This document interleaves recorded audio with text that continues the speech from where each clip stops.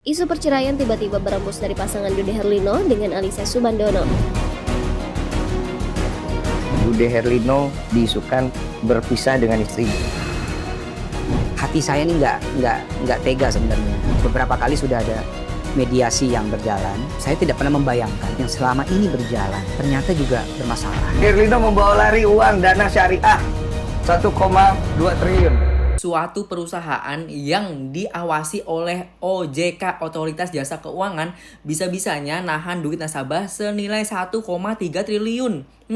Buat yang belum tahu kronologinya, gue bakal rangkumin buat kalian. Tapi disclaimer dulu, yang gue lakukan hanyalah rangkuman. Gue tidak ada memberikan opini apapun, gue tidak ada membela siapapun ya.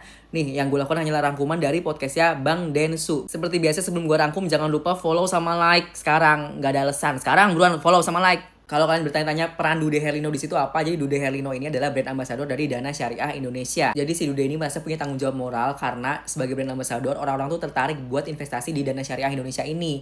Dan banyak banget korban yang curhat ke Dude Herlino. Dude Herlino juga mau dijadikan BA gara-gara perusahaan itu sudah diawasi oleh OJK dan skemanya adalah syariah. Dari awal berdiri sampai 2025 ini aman-aman aja, tapi pas bulan Juni 2025 itu mulai sulit tarik dana para nasabah ini. Bahkan kalau ditotal dari seluruh korban itu dana yang tertahan adalah 1,3 triliun dari 4.500 lender. Korban pertama nih, itu tuh awal tertarik gara-gara memang skemanya syariah.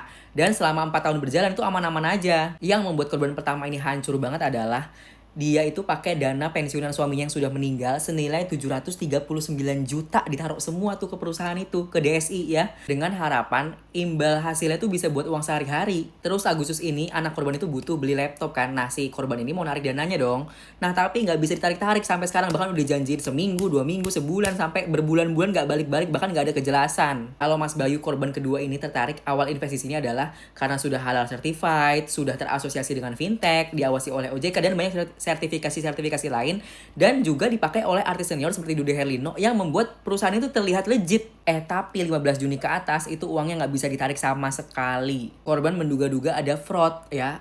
Jadi itu dana yang ada di aplikasinya itu tuh diduga dana fiktif. Korban juga menduga-duga ada permainan dengan OJK. Kami sebagai pendana real, kami bergabung, kami menempatkan dana kami dan kami mendapatkan keuntungan dan imbal hasilnya secara langsung.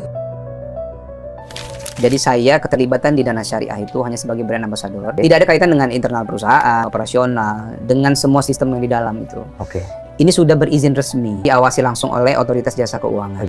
Saya sempat bertanya, kalau terjadi macet misalnya, pengembalian dana dan sebagainya, oh kita ada agunan untuk bisa dijual itu kan, ada fisiknya gitu seperti itu. Itu yang membuat saya dan mungkin juga banyak orang-orang yang terlibat di situ ya, yang menempatkan dananya ini, kemudian yakin bahwa inilah tempat yang safe untuk kita bisa mendapatkan imbal hasil tiap bulan begitu. Tolonglah, kita percaya sama Bapak karena Bapak bawa syariah, bilang halal, itu uang kami. Uang segitu-gitunya buat hidup kami, Pak. Tolong ketemuin kita, jangan cuma janji. Kami sebagai pendana real yang memang mempraktekkan, kami bergabung. Guys, kalian tahu kan ini kan yang lagi rame, yang lagi viral tentang dana syariah yang entah kemana, yang telah dituntut. Itu banyak masyarakat dan bahkan ada yang menyimpan uangnya banyak sekali sampai triliunan gitu. Miris ya kan, miris sekali atas mempertopengkan atas nama syariah. Saya secara pribadi tidak percaya lagi yang namanya syariah, apalagi urusan uang. Karena kenapa? Saya pernah kena itu sekitar, kalau nggak salah sekarang itu sudah jadi hampir 9 tahun. Tetapi saya menyimpan uang saya itu mikro syariah, namanya mikro syariah. Itu marketingnya itu alim semua tuh, nampak pakaiannya semua gitu ya kan. Saya tertarik, sampai sekarang uang saya tidak balik. Bukan karena banyaknya uangnya, sedikit sih uangnya, tetapi kan karena mereka membawa label-label syariah, wajar kita tertarik karena kita masih baik-baik, masih tertarik yang namanya syariah. Tapi sejak itu sampai sekarang saya tidak percaya lagi ya, karena sampai sekarang uang saya tidak kembali. Dulu mereka bilang nanti saya protes bahwa saya dimarahi. Yang lucunya itu manajernya bilang uang segitu aja pun, lebih dari segitu pun ada, tapi diam aja katanya. Bayangkan kan, ngomongnya seperti itu. Sampai sekarang uang saya tidak kembali. Terus mereka pernah jual aset itu nanti jual aset, janji kami akan kembalikan katanya. Setelah itu dijual lah, itu setelah beberapa tahun gitu ya, dijual lah. Tetapi tahu berapa dikembalikan? Cuman 1.700.000. Yang lainnya tak kemana sampai sekarang, nggak balik-balik. Nggak kembali uangnya. Tapi yang lucunya itu mereka tuh, ya, bukan lucu sih menurut saya, itu nggak jelas. Kenapa? Dia umroh kok, manajer-manajernya umroh, mereka, ya, ekonominya bagus, saya perhatikan, rumahnya juga, mereka umroh juga, jalan-jalan ke sana kemari seperti mereka tidak ada rasa bersalah, gitu. Saya protes lagi, pernah sekali saya bikin di media sosial, mereka protes, gitu ya, dengan kekuatan politiknya, gitu. Jadi sebenarnya kalau ada yang nawar-nawarkan syariah, nggak usah lagi lah percaya.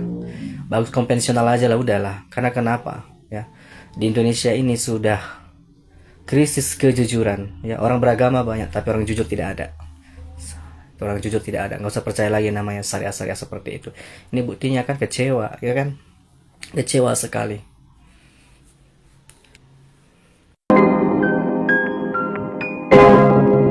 Yuk guys, balik lagi bersama saya tentunya Uki Kelvin. Nah, ini masuk lagi ke segmen baru ya, terkait Dude Herlino ya, Dude ya. Dude Herlino terlibat kasus penipuan berkedok syariah ya. Posisi dia di situ ya kayak selebgram daerah yang ditangkap polisi karena kasus promo judi online ya. Kok paying victim katanya gitu guys. Ini dari Satria Mulia ya.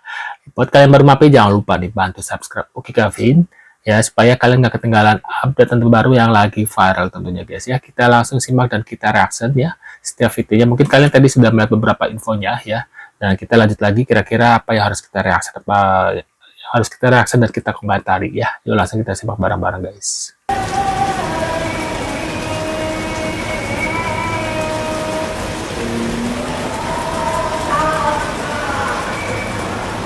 Ini orang kenapa lagi ya? Nah, ini kita lagi. Lagi heboh kasus dana syariah gagal bayar. Padahal udah diawasi oleh OJK dan juga banyak sertifikat lain yang benar-benar kayak bikin orang tuh bisa percaya.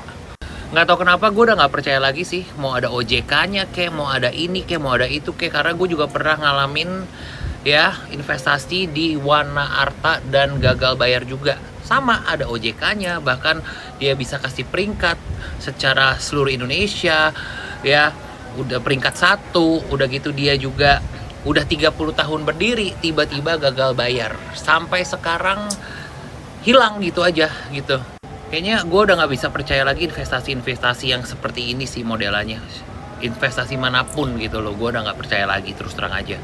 Gue nggak kebayang banyak banget orang-orang yang bener-bener cari duit sampai kayak masa mudanya dihabiskan buat cari duit, habis itu diinvestasikan ya karena percaya ya kan. Apalagi ada pengawasan OJK, apalagi syariah gitu kan. Orang udah percaya segitunya untuk hari tuanya dia nabung, investasi buat anak cucunya mungkin, tapi tiba-tiba hilang dan gagal bayar. Itu bener-bener menyakitkan gitu loh.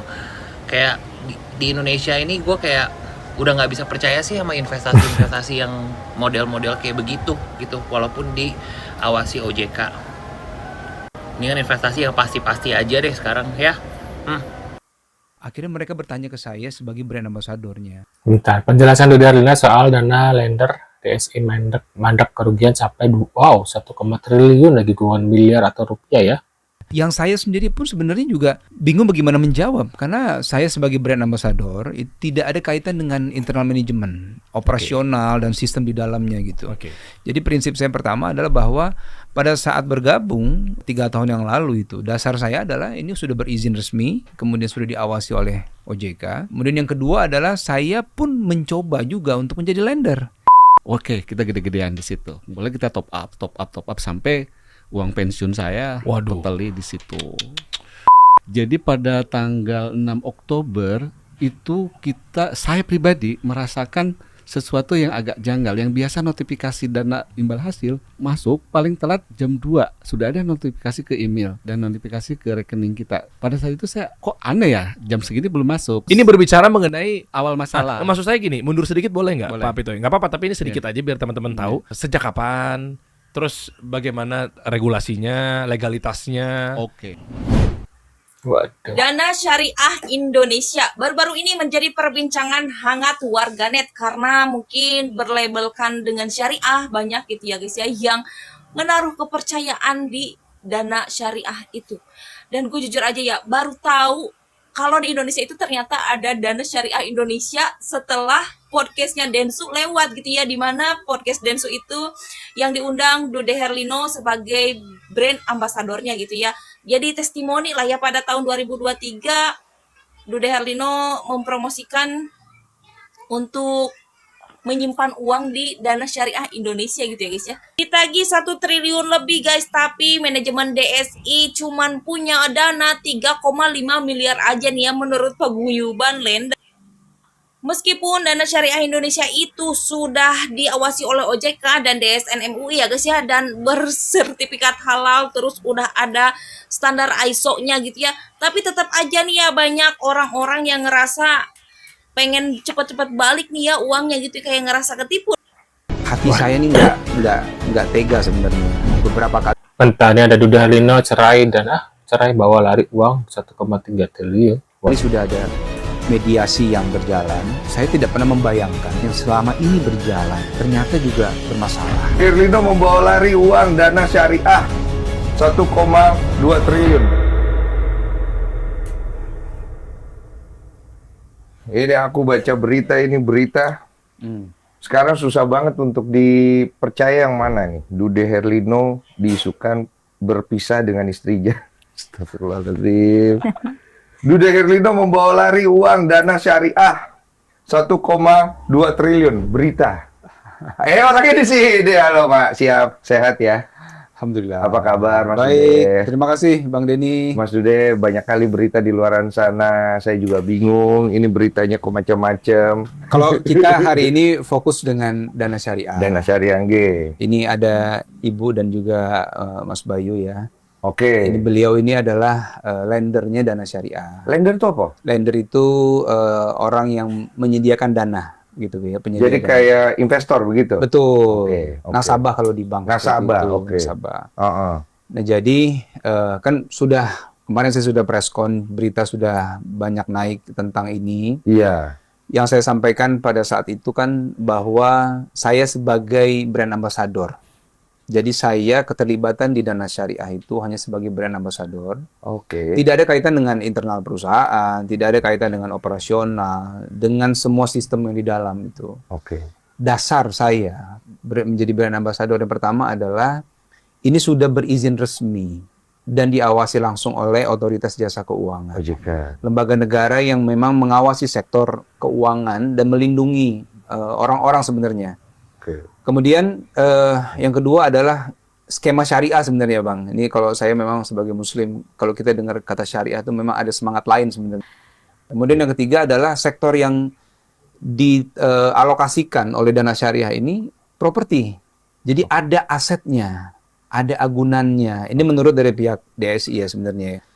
Saya sempat bertanya, kalau terjadi macet misalnya, pengembalian dana dan sebagainya, oh kita ada agunan dan aset yang itu bisa dijadikan agunan untuk bisa dijual itu kan. Jadi kan ada asetnya sebenarnya, ada fisiknya gitu seperti itu. Itu yang membuat saya dan mungkin juga banyak orang-orang yang terlibat di situ ya, yang menempatkan dananya ini kemudian yakin bahwa inilah tempat yang safe untuk kita bisa mendapatkan imbal hasil setiap bulan begitu. Jadi itu dia guys ya. Beberapa infonya terkait Dude Herlino ya, yang dia merasa tidak ini ya. Mungkin kalian punya komentar atau reaction, bisa tulis di kolom komentar seperti biasa. Jangan lupa bantu subscribe Kevin, dan yang sudah subscribe terima kasih banyak. Mudah-mudahan rezeki kalian selalu lancar dan dipermudahkan urusan dan segalanya ya guys ya. Dan see you guys.